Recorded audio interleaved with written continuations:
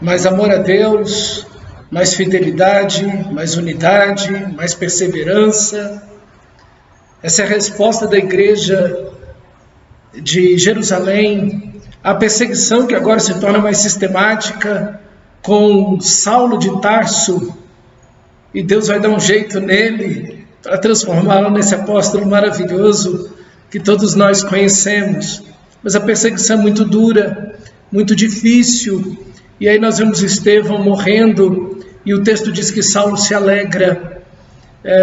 Saulo está festejando aquela situação, e ele vai arrasando a igreja por todos os lados aonde ele vai. Com isso, muitos irmãos, e aqui nós vemos um daqueles 7 diáconos que foi escolhido pela igreja, indo para Samaria, e ali ele começa a pregar o evangelho, e o texto sagrado diz que o Senhor operava sinais maravilhosos e expulsão de demônios através de Filipe, de uma forma tão bonita e tão surpreendente. Novamente agora, mais ou menos depois de 5, 7 anos da morte e ressurreição do nosso Senhor, Samaria volta a ser visitada pela graça de Deus.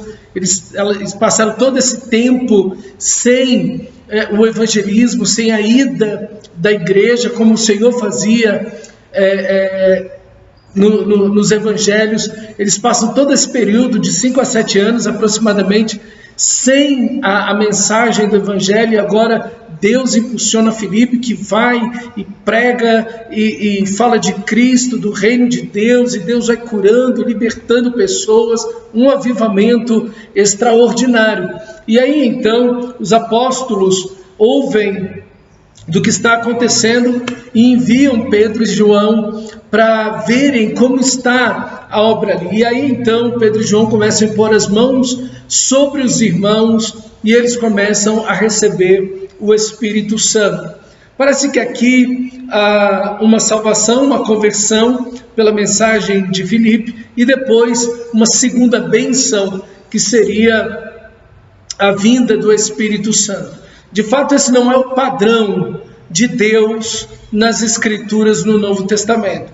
Porque se o recebimento do Espírito Santo fosse apenas pela mão dos apóstolos, essa obra seria inviável, certo?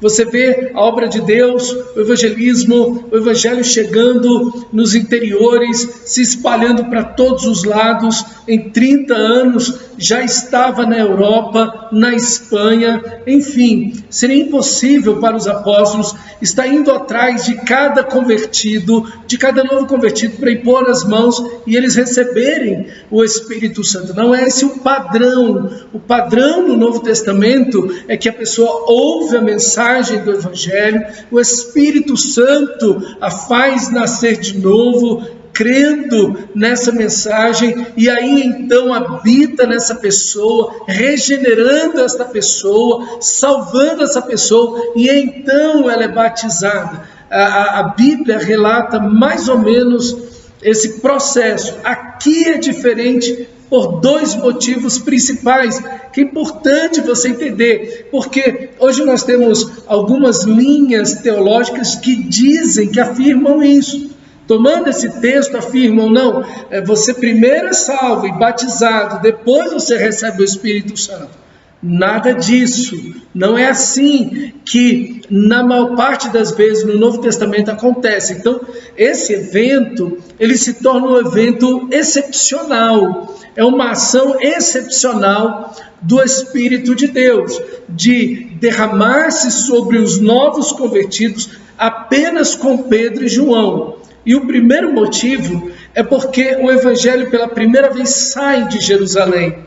Os judeus, inclusive a igreja, pensava que o Evangelho era só para eles, apesar do Senhor da Glória e o Antigo Testamento está falando que era para todas as nações. O Senhor falou para eles: ide por todo mundo pregar o Evangelho a toda criatura. Já 5, 7 anos se passam e eles continuam em Jerusalém, eles não saem dali. Então, a ideia deles é que a salvação era apenas para eles ali, para Jerusalém. Veja a resistência de Pedro e a própria atitude de Pedro de levar homens consigo de caráter, de respaldo, quando ele é enviado pelo Espírito Santo à casa de Cornélio no capítulo 10. É o que nós vamos ver, entende? Ele mesmo diz, olha, vocês sabem que não é correto um homem judeu entrar na casa de um homem que é gentil, enfim, e ali Deus não espera Pedro colocar a mão em ninguém. O Espírito de Deus cai sobre eles enquanto Pedro está pregando.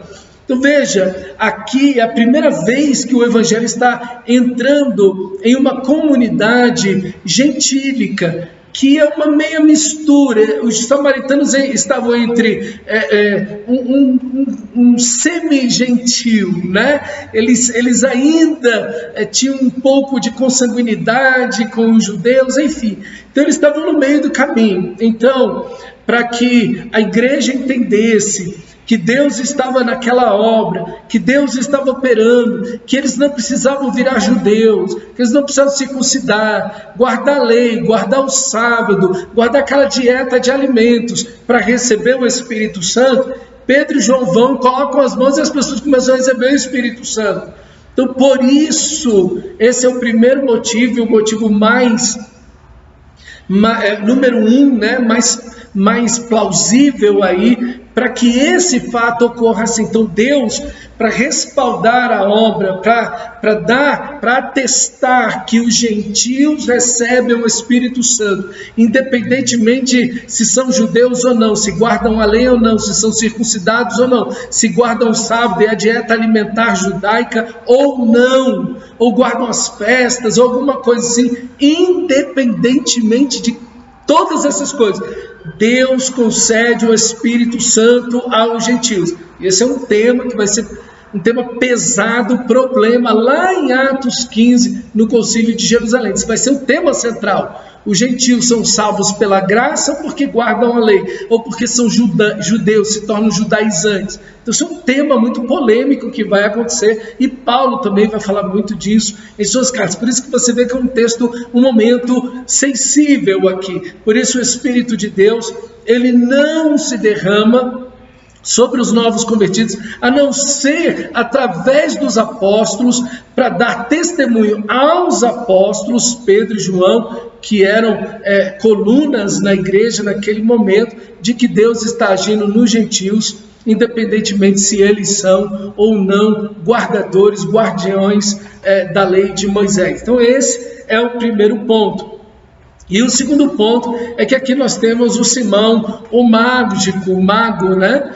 Que ele quer comprar o poder do Espírito Santo. Então, essa prática se chama simonia, é querer o poder de Deus, a unção de Deus, a presença de Deus por meio de dinheiro, é querer usar as coisas de Deus para obter dinheiro. Tem muita gente que faz isso hoje em dia, isso se chama simonia. E então o que nós vemos é que é uma repreensão de Pedro e João em relação a ele. Então aqui corria um outro risco, esse é o segundo motivo, que era necessário uma defesa, isso é, em cima dessa situação, eu adquiro o Espírito Santo, a graça, a salvação de Deus, por obras, por dinheiro, porque eu sou judeu, como é que eu adquiro? Então, nós vemos nesse texto a intenção de que tão somente, apenas pela graça, o Evangelho é concedido. Você foi salvo porque Deus te amou. Ele te amou primeiro e então você foi salvo por esse grande amor que Ele tem por você. Que você possa lembrar disso. Você não é salvo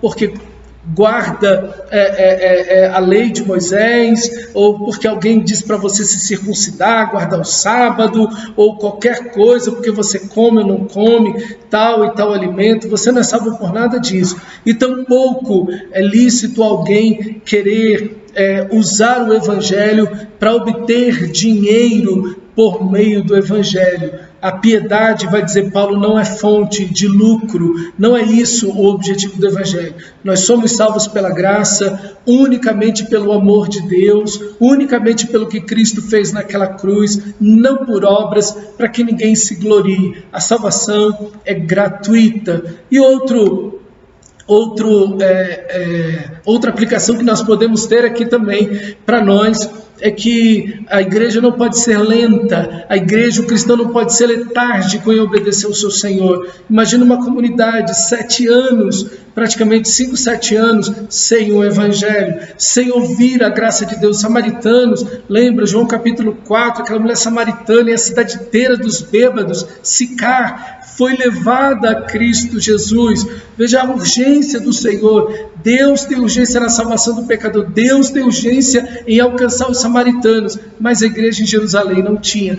Apesar de estar cheia do Espírito, ser uma comunidade fantástica, milagres acontecendo, os apóstolos do nosso Senhor estarem ali, era uma igreja que estava na área missional, na sua ação missional de pregar o evangelho a toda criatura. Ela estava limitada, ela estava atrofiada, restrita e infelizmente ainda estava desobedecendo ao Senhor. Que você olhe para a sua vida, que nós olhemos para a nossa igreja e possamos pensar nisso. Será que estamos sendo missionais? Será que estamos, sim, desfrutando da presença gloriosa de Deus e milagres, curas e da administração das Escrituras, o que é extraordinário? Mas enquanto os sedentos estão ao nosso redor, como precisamos pregar o Evangelho, falar do amor de Cristo, principalmente diante do sofrimento humano, precisamos dar esperança às pessoas, esperança da salvação agora e esperança da vida eterna. Que Deus use a sua vida para a glória dele e para o seu louvor.